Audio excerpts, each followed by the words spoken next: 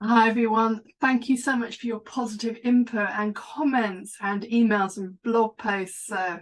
Since I published last week, or I promoted last week, that I was going to give you the chance to look over my shoulder as I launched the second edition of Book Marketing Made Simple. I've been overwhelmed with the messages, so thank you so much. Today we're going into week 2. So what have I been doing over the last week? Well, actually, it's Wednesday the 12th at the moment. I'm off for the next couple of days. I'm attending an event. So I'm just jumping a little bit early. Now, I had an amazing meeting on Monday, and I'll talk about that next week. I'll tell you a little bit more about it then. If you're connected with me on LinkedIn, you'll probably know a little bit about what it's about. But I'm not going to go into that today. Now, the last few days for me has been tying up loose ends. So I've been looking at the cover for the book, the subtitle, not quite nailed that yet. Sunday I was doing the final edits, so the book is being typeset as I speak, as I record this video. I've also been trying to bring together the last few endorsements for the book. So a PDF copy of the book has been to people for reviews, and I'm going to be hand delivering the manuscript for the foreword on Friday.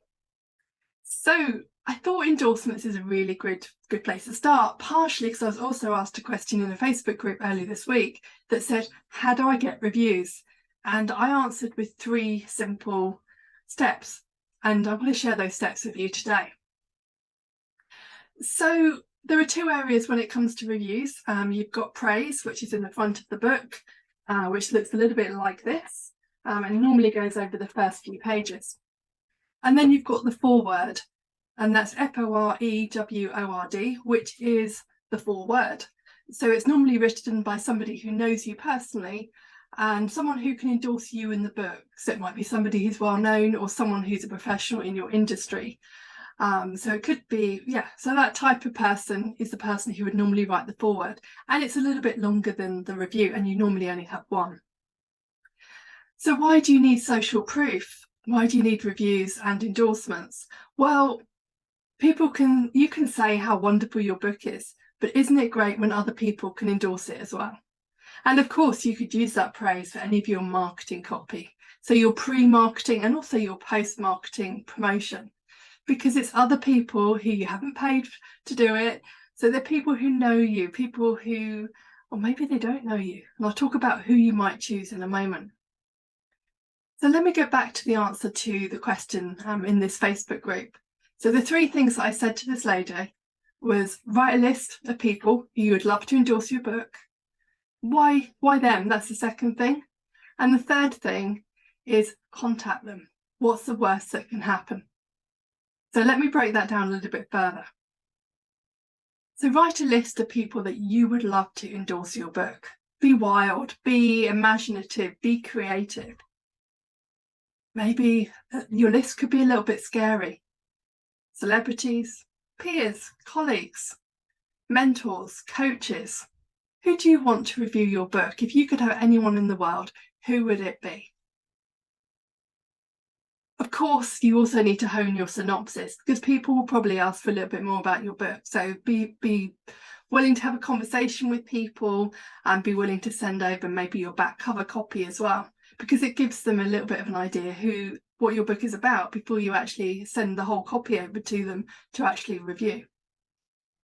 The second thing you might want to think about, and this is really important in my views for any endorsements that might sit on the back cover or the front cover, or actually the foreword, is why them? Why are they the person that you want to endorse your book? What's important about them? Have they been part of your journey perhaps?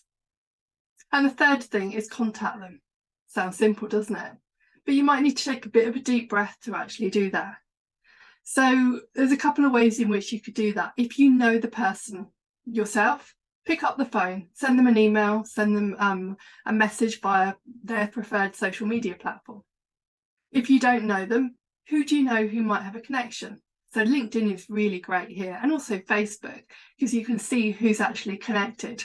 But LinkedIn's amazing. So if you look them up on LinkedIn, you can see whether you're a second, a third connection, or maybe no connection at all. Obviously, if they and you are on LinkedIn. You can also send them a social media post. So for one of my books, I contacted Rachel Alnuff, formerly of Red Letter Days, And I tweeted her because I know she's on Twitter, and she endorsed my book. So think about how you can get in touch. And if they are a celebrity, someone who's famous, why don't you contact them via their website, via their agent, via their publisher? Brian Tracy endorsed my first book, The Secrets of Successful Coaches, and I just sent his team a message, and he came back with an amazing review. So endorsements, be brave. What's the worst that can happen? What's the best that can happen? The worst that can happen is they don't reply to you, or they say no. The best that can happen is they say yes. So who would you like to endorse your book? Who's maybe up there with the list of names? As I said, they don't have to be celebrities, they don't have to be well known.